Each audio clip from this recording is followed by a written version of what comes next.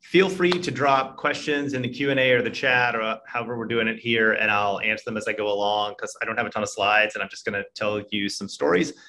And when they asked me to talk about, so my focus is AI, so I do have one slide on AI and scaling that and what that'll look like.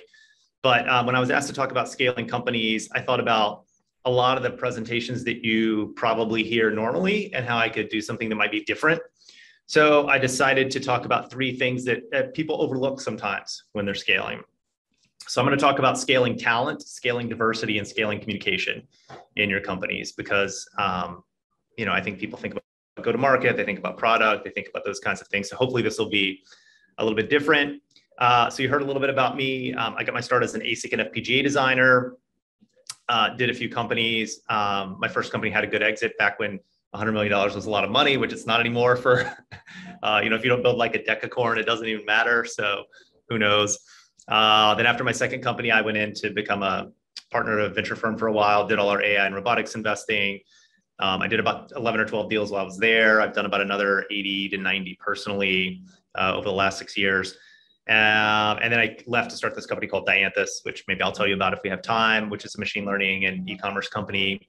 We've scaled pretty quickly. We're about a year and a half old and we're about 90 to 100 people and $15 million in revenue.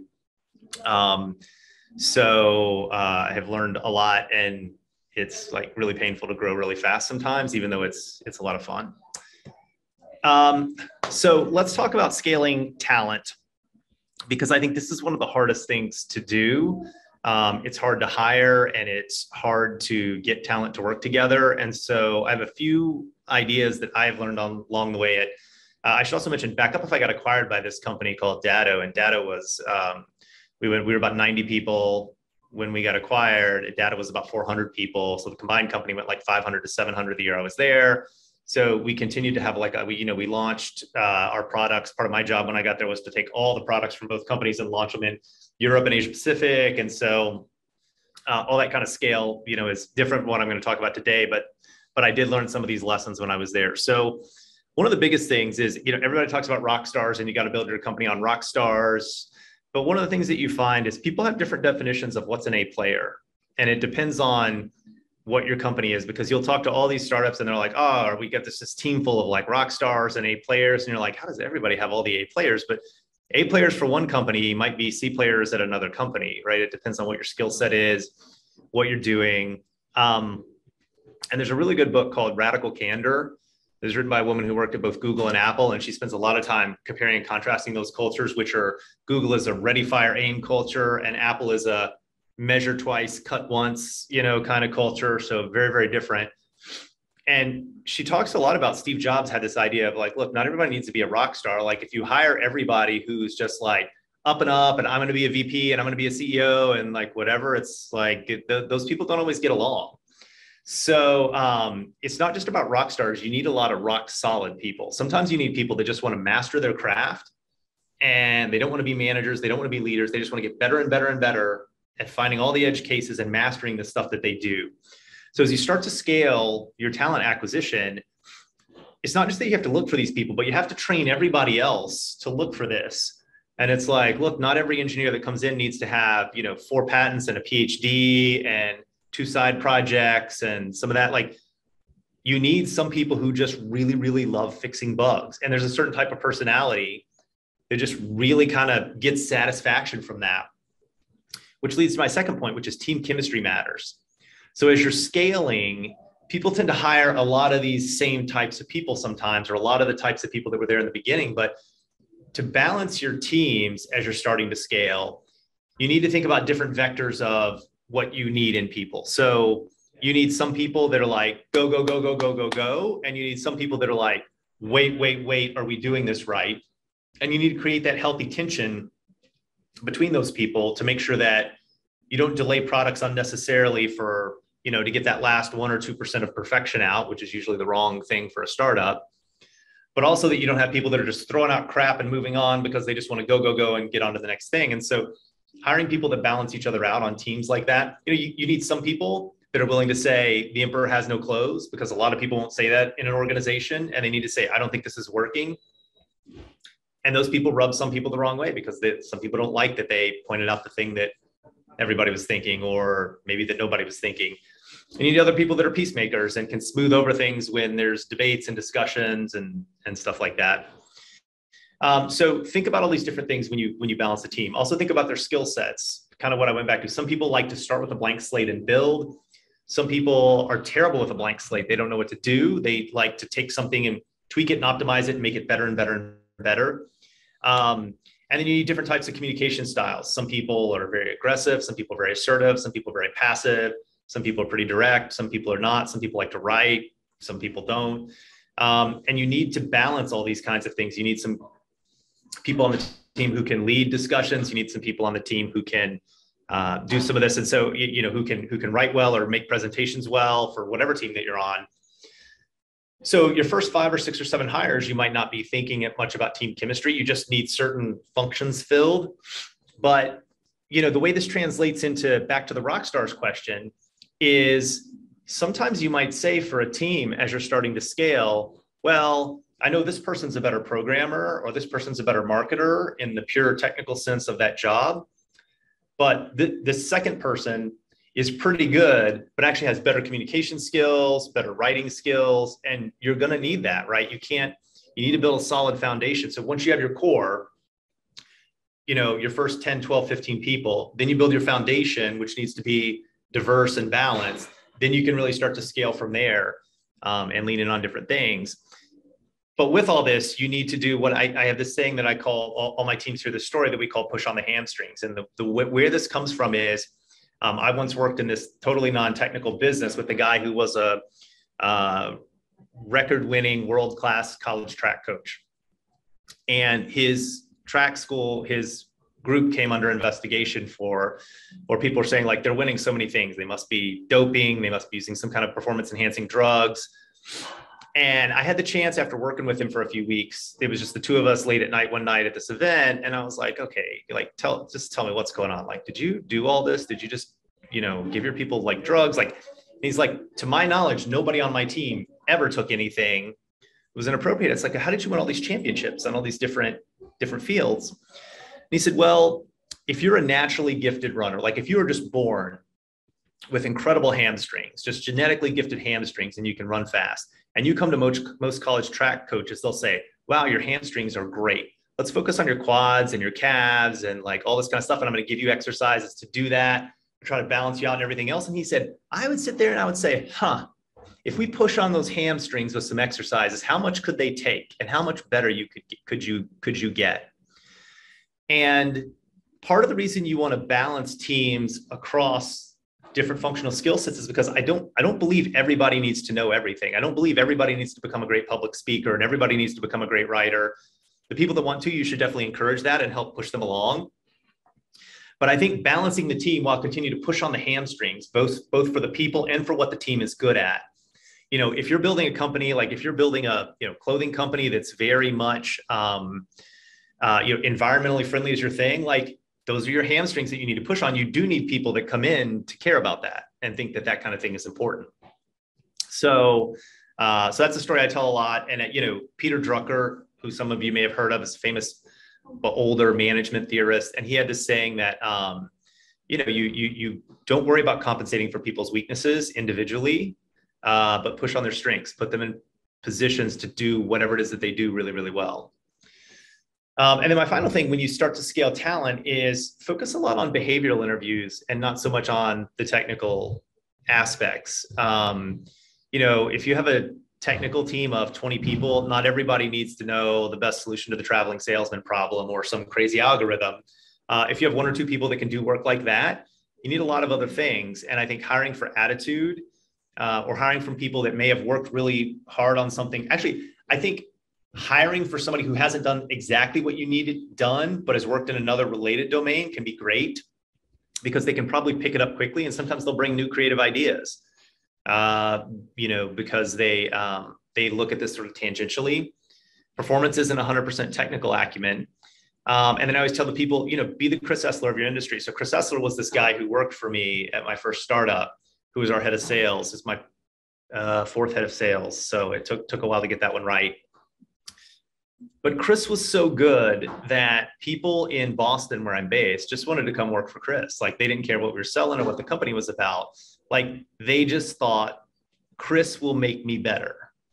And so we didn't have to spend a lot on, we looked for, we didn't say, wow, have you sold SaaS software tools at our price point in a company of this size or whatever? We looked like, do you have the right attitude, and do you have the right personality characteristics? And if so, we can teach you all that other stuff.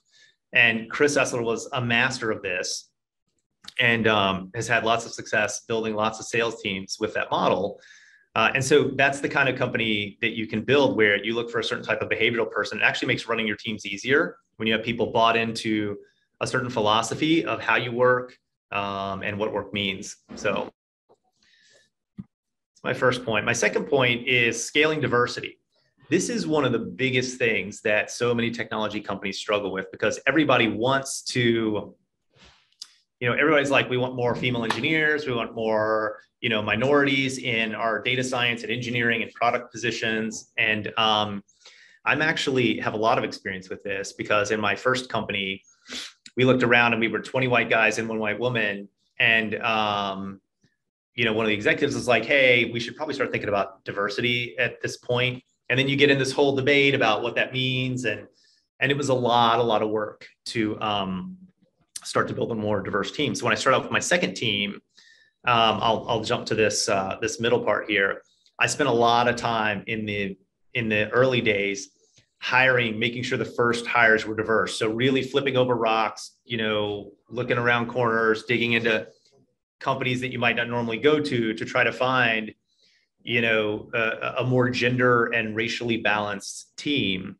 Because what happens, to my second point, people know people like them.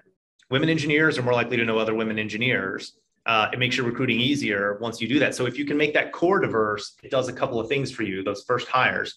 Number one, it becomes easier to scale because people know people like them. But the second thing is it makes it more comfortable when people come to interview and there's like, oh, there's people like me here, right? If you walk into a room and everybody looks the same except you, regardless of your race or gender or whatever, like it feels a little bit weird. And occasionally some people are fine with that, but you'll lose some really great candidates if you don't have that. So diversity has sort of that double benefit. Now, I'll go back to this first point. I am not a fan of most diversity programs, because I'm an investor in a company started by a Black woman who worked at Google. And she was a recruiter, and she came out and she created this firm where she specializes in diversity hiring. So she runs tech events in Boston and a few other cities around things like women in engineering, Latinos in data science, like whatever kinds of events like that. And then she compiles these lists of people, and then she goes to companies and she's like, look, I do events for all kinds of groups. And if there's certain types of people that you really want to balance out your team, I can help you find and recruit the good ones. And so as an investor in this company and somebody who used the company, I was frequently in the early days a reference call for big companies. I mean, GE, big companies in Boston, Akamai, places like this. And so I talked to almost every head of diversity of every publicly traded company in Boston at some point. And they would all tell me about why they needed diversity. And I would say, great, Melissa and her company can deliver it. I've seen it. And I would follow up 6 months later, and almost none of them made any progress. And there's a bunch of reasons for that, right? People put these programs in place and they feel good, but they don't actually work. We had this issue in Boston where, I don't know how many of you know the city of Boston, but like sometimes it's a really big pain in the ass to get to certain places in the city. And when certain groups of people cluster, like a lot of immigrants come to Boston for educational reasons, and they cluster in parts of the city.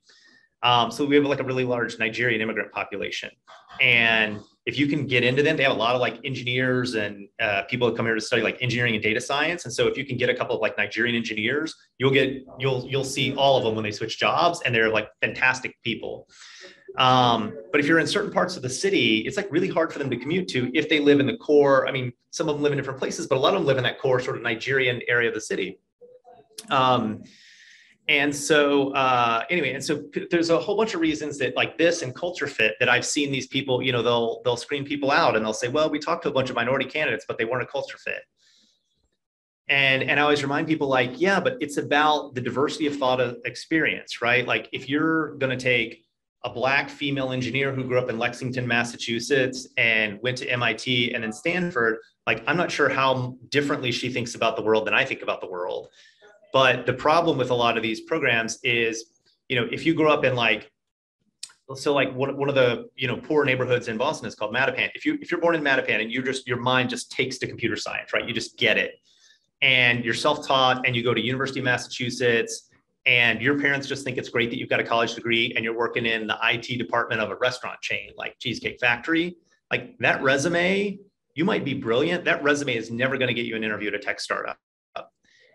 Because people are looking for like their criteria for diversity is just like, you know, you still have to have gone to MIT or you still have to have gone to Stanford. And there's a lot of smart people that didn't go to those places. And there's smart people everywhere. And I think really putting in the effort to find them early matters. So how can you do this? Some things that I've seen that work. I train my teams on culture add versus culture fit because what you always say is, or what we always say is, will this person add to the culture? Will they be a positive addition? Not are they like us? We don't want to think about like, look, we're certain types of people and we like Star Wars instead of Star Trek and, you know, whatever, I don't know. But people use these weird things as proxies, right? It's like some of your early people are all into, you know, rock climbing and suddenly they don't like anybody who doesn't share their love of rock climbing. Like who cares, you know? So like you need to make sure that they're a culture add and you're looking for people that bring new things to the culture. So that's important.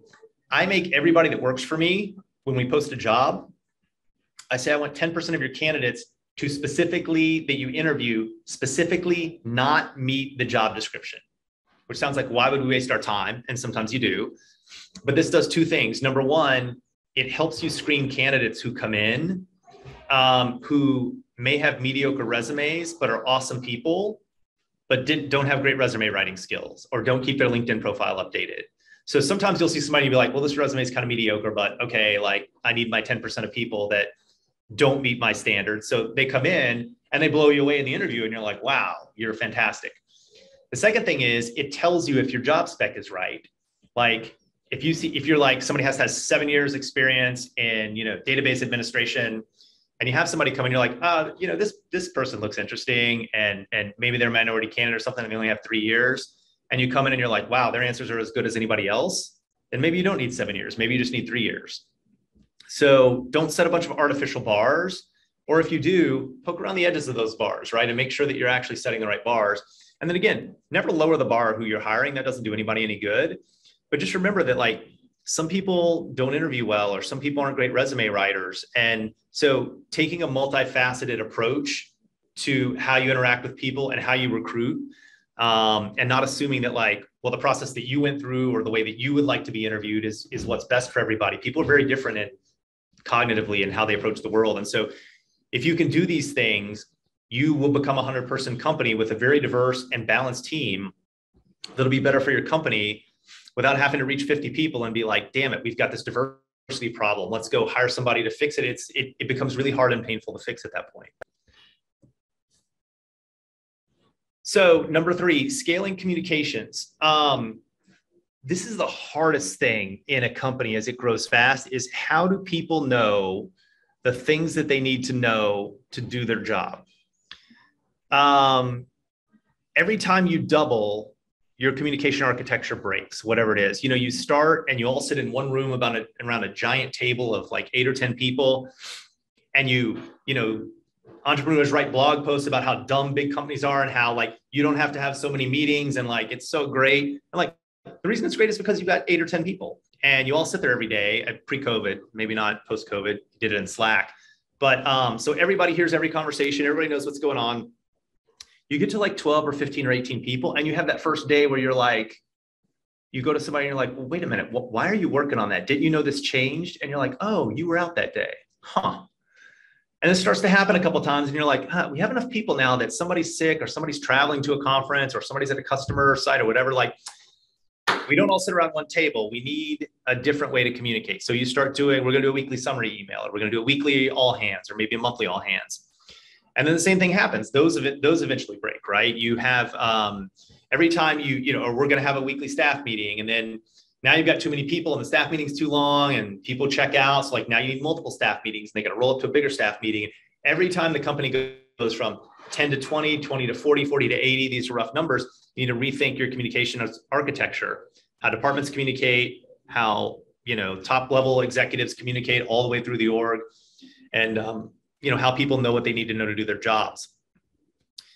One other way to do this is to train people to communicate well, and put in important, sort of entrance, on that. And so one of the things we do at Dianthus, and I've done this at all my companies, is we do a program where we teach everybody good communication skills. So one of the things you learn being a CEO, that some of you may have learned, is you learn how to have a lot of hard conversations. You have to fire people, you have to hire people, you have to talk to people about their performance, you have to negotiate between people who don't get along. And so one of the things that we would do is we would go through and we'd say, look, how do you tell somebody, what are the core principles of communication and organization? Why can you not use passive language? I'll give you a perfect example. The head of marketing comes to the CEO and is like, hey, we're thinking about redoing the website. And you're like, oh, that's cool. That's great. And it's kind of passive, right? We're kind of thinking about it. What you heard as the CEO is, oh, you might redo the website. What the head of marketing just heard is, I got permission to redo the website. It's very important that you stay clear and direct in your work communications. And people don't like to do that because it's like mildly confrontational, but these are the kinds of skill sets that we work on, because if you can solve these communication problems, as you scale, you save yourself so much time and energy in figuring out like, wait, why didn't you know that? People need to know how to talk about when projects are going to be late, all these different topics. And then I'll say, whoops, yes, say it again, many, many times. This is the most frustrating thing about leadership at scale is you're like, wow, I don't know. I must be showing you guys the wrong version. This is wrong too. But anyway, so the yes, say it again, the point that should be in there is, you have to repeat things multiple times, 3, 4, 5 times. So people need to hear things 5, 6, 7 times before they're going to go through and really, really get it and understand it. And you need to encourage people to ask questions. And you need to encourage people to come to you, because the communications piece is probably the single hardest thing about scaling a company. So with that said, I will show you one AI use case, since I am an AI person, and I didn't want to make this whole talk about AI, but I do want to talk about the real potential that AI can have at scale in organizations. So I'm an investor in this company, and I won't say what they do because I don't know if I'm supposed to be sharing this graph with you, but on the right side here, you have gross margins. And this was, as you can see, I invested over here in 2016. The graph doesn't even go back here. But when you're thinking about scale, you should think about machine learning and automation, which is my area of expertise, because what you see here is human beings did this task and they created data sets as they did this task. And those data sets were used to automate more and more and more. And so they went from looking like a services company in 2016, 2017 with 30% gross margins to now in 2021, beyond this, they had over 80% gross margins and they look like a software company. So my last point and my bonus point about scaling a company is lean into AI tools and what they can do, particularly the stuff around automation, predictive models, anything you can do to take the burden off people for the cognitive load that they have to bear themselves is going to make it easier for you to scale. So with that, I'm happy to open it up and take questions. We can talk about, this is me, if you want to email me or follow me on Twitter, or check out my email newsletter. This one I have is actually a little more investing and AI focused, but and then happy to talk about this, happy to talk about other stuff. If you're like, hey, I actually want to talk about scaling go-to-market, I actually want to talk about scaling, I don't know, fundraising processes or whatever. Happy to take any questions you guys have.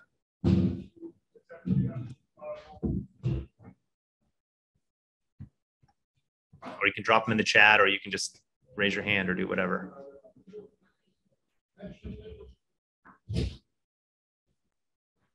Hey, Rob, maybe I'll pose a quick question to you while we're waiting for something to come in the chat. And it is a bit AI specific, but I know we've talked about it before. How do you recommend that companies market when they have AI in their solution? Because I think it's a little bit different than regular marketing for a tech company. And you've kind of shared some thoughts and wisdom on this with me before. So maybe you could share that with the audience. Yeah, it's interesting, right? Because most of the time, if you're going into a crowded market and you're going to resegment your market, sometimes it might be helpful to focus on the AI piece because you need a reason to stand out. But in general, a lot of times I don't think you do. I don't think it helps you market very well. People find it confusing. People are more skeptical. Like, you'd almost be better to say, we have built technology that automates this thing rather than call it AI, because what we see, particularly when I was on the venture side a couple of years ago, it's like everything is AI and a lot of it's not. A lot of it is, and a lot of it's fantastic. But I'm not sure, unless you're selling if you're selling a tech product to developers, it might help a little bit more too. But otherwise, I'm not sure that you should. And but what's interesting, what I talk about sometimes, when you do sell an AI product to people, and they buy it for the AI reason, sometimes you have to put in features that we call AI theater. And so the idea with AI theater is sometimes you just have to show them something that looks like it, because sometimes people sign up and like, your AI is so good, you have a machine learning model and it spits out a prediction. They're like, why is this AI? Like, I saw a number, so what? So sometimes you might want to think about even just having like chat bubbles come up and say something to them. People like, even if that's scripted and not AI, they're like, oh my gosh, that's amazing, right? The tool is talking to me. And you're just like, buyers are weird sometimes. So sometimes we have this AI theater stuff. Let's see. So we got a question. Based on your experiences, do you think scaling a company requires the level of investment that means attracting external investment versus scaling from investing cash flow? Yeah, it's a good question. I've seen both models work. I was an investor in a company that recently was so efficient. They started generating a lot of cash and they've been buying out investors, and we still got a good return. It was like 6 or 7 times our investment. So it can definitely happen. I think it depends on 3 factors, right? How much investment money you should take and whether you should think about external investment when you're scaling. Well, and first let me tell you, like, so many people on the web are such big fans of bootstrapping. And a lot of times it's because they have to bootstrap. I can tell you that I am familiar, Datto, who bought my first company, they bootstrapped to 30 million in revenue. And they will tell you, if anybody had been willing to have given them money, they would not have done it because they would have got further along faster. So, and I know this for some other bootstrap companies I know that also did really well. Sometimes it's like founder incompetence in raising. Sometimes they don't know what to do. They don't have the connections, and they just take a lot longer to get to 10, 20, $50 million revenue marks. VCs have their problems as well, but I don't particularly have a strong preference on whether you should bootstrap or self-finance or take external money. But here's how I would think about it. Number one, do you need the expertise of investors? If you are in tech markets where you think your exit is going to be to sell to Adobe or Google or Microsoft or somebody like that, your VCs are likely to have those connections, which is helpful. And they're likely to help you position for those kinds of things. And they're likely to know a lot of what's going on in those rapidly moving tech markets. So for all the downsides of dealing with VCs, those can be some upsides. The second thing I would think about is, can you raise the money? If you're 19 and you're a college student and you're working in an industry that is run by a bunch of 50-year-old people that have been in it forever and VCs are skeptical, like, you're probably going to beat your head against the wall to raise money. You should probably go heads down and try to bootstrap as long as you can and get some external proof points, because your resume is not what's going to sort of, help you raise. The third thing is, do you need it to win the market? A lot of bootstrap companies might be better for the founder at the end of the day. The company's smaller, but they own more. But they're rarely the companies that win the market and are really, really big. Those companies normally raise a lot of money, from what I've seen. And then the fourth thing is a personal, and lifestyle thing. Like, if you're 25 years old and you have a roommate and, little to no student debt, like, you don't have to pay yourself a lot. You can probably bootstrap or keep investing from your cash flow much easier than somebody who has, is coming out of an executive job at a big company, is 40 years old, has a mortgage and 3 kids, and one's in private school. And so, if you're scaling and thinking about raising fundraising, and you're like, I really need to get back to this lifestyle to keep my, significant other happy or whatever, then you might need venture capital if you need to take $150,000 to $250,000 a year salary, or you need to hire those kinds of people in, who want to do that. So those 4 things are the framework I would use to think about it. Do I have any tips for pitching to investors? Yeah, a lot of things. Number 1, authenticity. Like, the more that you can come across as who you really are. Matching with investors is a lot like dating. If you don't smoke, like, matching with somebody who smokes and being like, I'm going to convince you to stop smoking, and that's how this is going to work. Like, it's just not going to work out, right? Your investors just move on. And investors are the same way. If you pitch somebody and they're like very skeptical that your TAM is real, you're probably not going to get them there. Most of the investors who come and end up doing your deal are the people that the minute they hear it, they go, oh yeah, like, this makes total sense based on what I've been seeing. So it's really a numbers game. My first company, we got 4 venture firms across 3 rounds of funding. I had to pitch 67 venture firms to get there.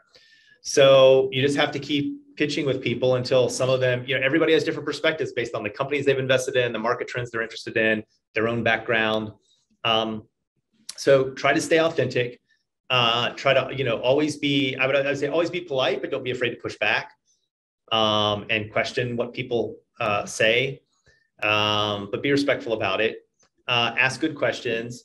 And, I don't believe, you can find these blog posts online of like, look, you should have these slides and these orders, like start with the team or start with the problem, or like, and they're all different advice. I would do the pitch that you feel comfortable with. I would do the pitch that makes you feel like you can go in there and answer questions. My one trick here's 2 things that actually, now that I'm thinking about it, that are tips I would give you. Number 1, the more you can get them talking about themselves and the firm, the better off you are. Like, and you can use this in interviews of any kind. The more that you're supposed to be the subject, but you can make the other person, get them to talk about themselves. They'll talk about themselves the whole time, and then you'll leave and they'll say, wow, that person was great. And, they think that because they got to talk the whole time. So, so that's one thing. And the second thing is, if there are a couple of obvious questions that aren't core to the business, but everybody asks, I put those in like an appendix slide, because what it does is when people ask them, you're like, so like, let's say you have a whole model around selling to a certain type of consumer. And one of the questions you get is like, yeah, but are there legal issues around that? Or are you, because it's a cannabis company, or some question like that you're going to get. You can put that in a slide and be ready to talk about it. Don't address it in the presentation, okay? Because people are going to ask it. And if you address an appendix slide, it eats up part of your Q&A time. And they feel like you answered one of their questions, even though you knew it was a question that was coming. So don't leave a basic question out there. Like, if you're a SaaS tool and you have no information about pricing, people are going to think you look stupid. But if you have questions that aren't exactly obvious, but are by the time you go through the presentation, I would leave those and not proactively answer them. So cool. Any other questions about scaling or anything related to tech startups? I made a lot of mistakes, so this is your chance to learn about those.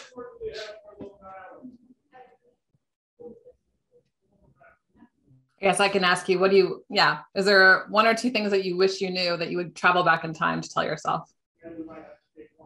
When you go into this, well, let me give you a more practical thing rather than a more existential thing. Many of you probably are having those moments that you're sitting there thinking, I'd love to get rid of this jerk that works for me, but they're too critical to the team. They are never too critical to the team. I have been through this several times where I thought, I can't fire this person, even though they're causing so many problems, because like they know this thing that nobody else knows. Every single time I've waited too long and eventually fired them, or they've eventually quit, people pick it up really quick, and people are normally glad that they're gone and happy to pick up their job. So that's one thing I would think about. books or resources that you would recommend, I think. So from a classical business perspective, there's this great book that's underappreciated, I think, called Understanding Michael Porter. And it was written by, so Michael Porter is this guy at Harvard who like in the 80s published like the definition of competitive strategy. And the reason I recommend that book is because while generally I don't think classical business strategy is that great of a thing for startups to study, this book boils Michael Porter's strategy down to like 120 pages and really focuses on one concept, which is value chains. And a lot of startup people are so design focused that they always think about like the experience and not the value chain, and not just the experience as part of the value chain. So like here in Boston, Dunkin' Donuts is very big. And a lot of people are like, God, Dunkin' Donuts stores are so crappy. Like I would never sit in there and work on my laptop like I would Starbucks. How is that company even alive? And like what you don't realize is they're targeting different people. Dunkin' Donuts intentionally doesn't want you to stay there. They don't like, Dunkin' Donuts is about, you know, you're a construction worker and you go to work early in the morning and you pop in and get your coffee and your donut and you pop out. They don't want you to come sit for hours because you're a, you know, Gen Z entrepreneur and you're going to sit there for 4 hours and have meetings and do laptop work. So they actually cater to different people, and their value chains, the choices that they make, intentionally reinforce that. Starbucks tries to go in one type of location. Dunkin' Donuts tries to go in another type of location. You almost never see them right next to each other. So this book really digs into value chains, and I think it's something really important for startups to think about, which is you can't be good at everything, and some things aren't strategic. So if you're doing something where everybody else can copy what you're doing pretty easily without changing their business model, then it's not strategic. You may invest there, but don't invest there thinking that your core competency is going to be better support, when all everybody else has to do is also pay support people $2 more per hour. They'll hire better people, put in better tools. Now, there are businesses where support is difficult, and support could be your competitive advantage. You know, when you're dealing in complex industries and hiring support people, they need very esoteric knowledge bases to know or something like that. It could be, so don't take it as gospel, but in general, like having the best support is not always going to be competitive advantage. So that book's really good, I think. And then I would also recommend The Hard Thing About Hard Things by Ben Horowitz is a great one to read about being the hard parts about being an entrepreneur, the hard decisions you have to make. This is one of my most common discussions with founders is like, I know this sucks, but here's, you know, you got to do the hard thing. You can't always be popular. A lot of people want to be the boss because they want to be well liked. It's the Michael Scott syndrome from The Office, right? Like that's not what being a boss is about. You don't want to be mean to people, but you need to be respected, not popular. So yeah, if I think of anything else, I'll send them to Erica. Another question is, how does internal HR fit into scaling? At what number of employees? What HR roles most valuable? Yeah, that's a great question. And I think it depends. I think it's going to vary a little bit by company. If recruiting is challenging for what you're doing, like if you're recruiting machine learning engineers, I would think about one of my first 10 hires might be an internal recruiter. Because I don't know what the rates in Canada are, probably similar, but you know, if you're going to pay somebody $150,000 a year and an engineer, and to recruit them, a recruiter is going to take 20 to 25% of their salary.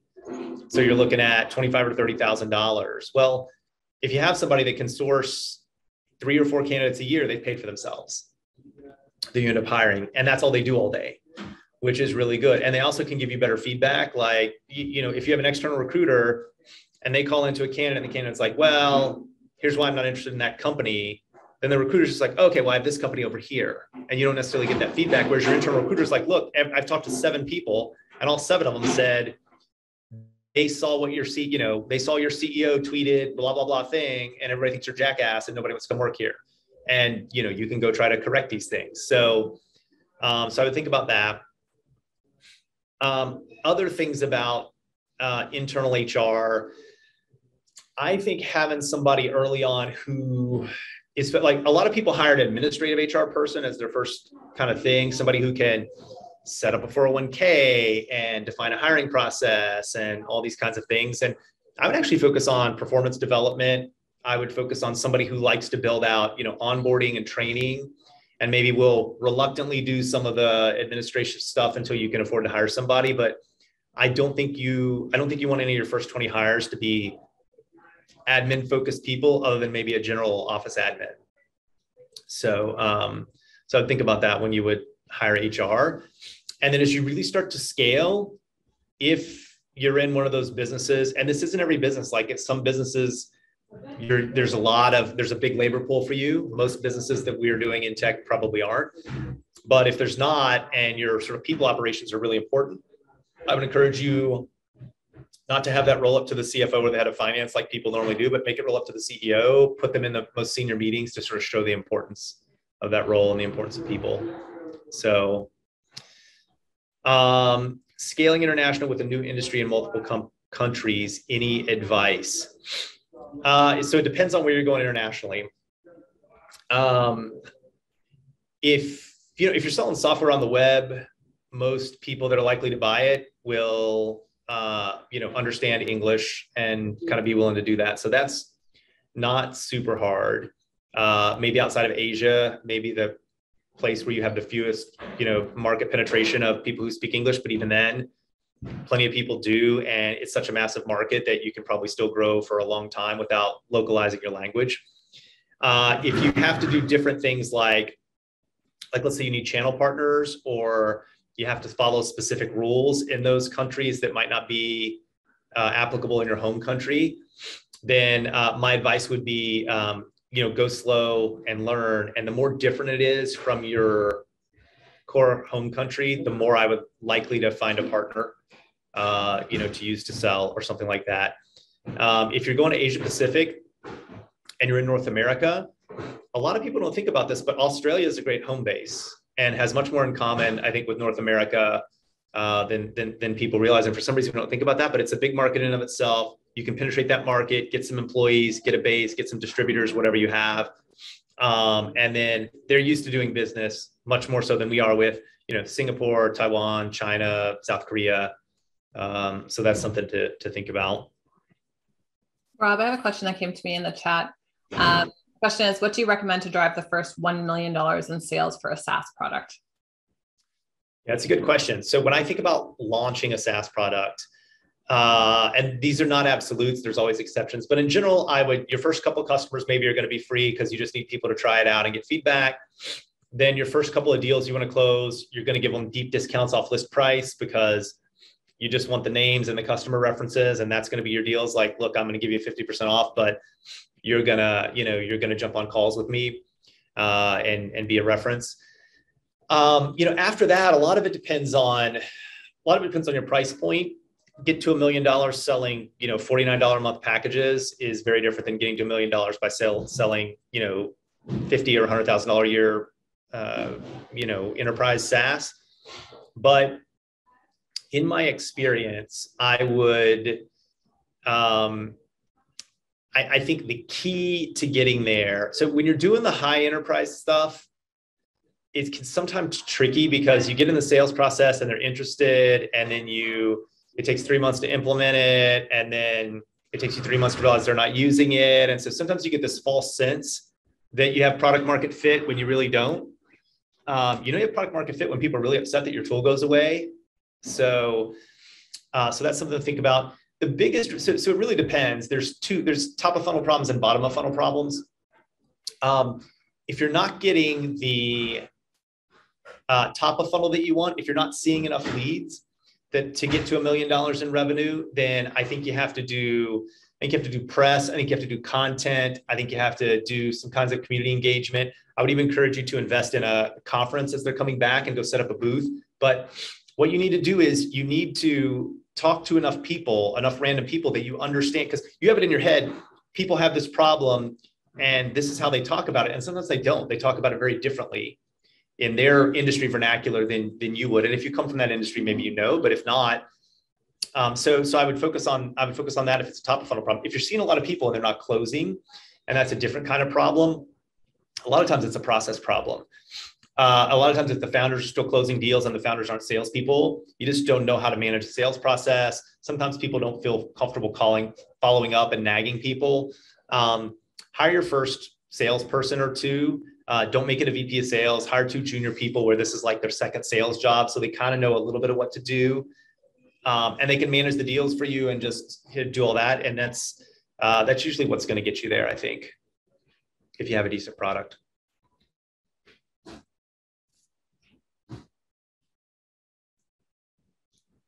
Good. Any other questions?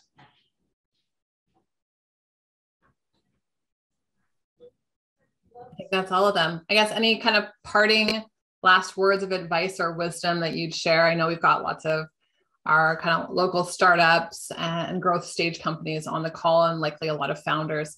Any kind of final words of wisdom to live by from you before we let you go?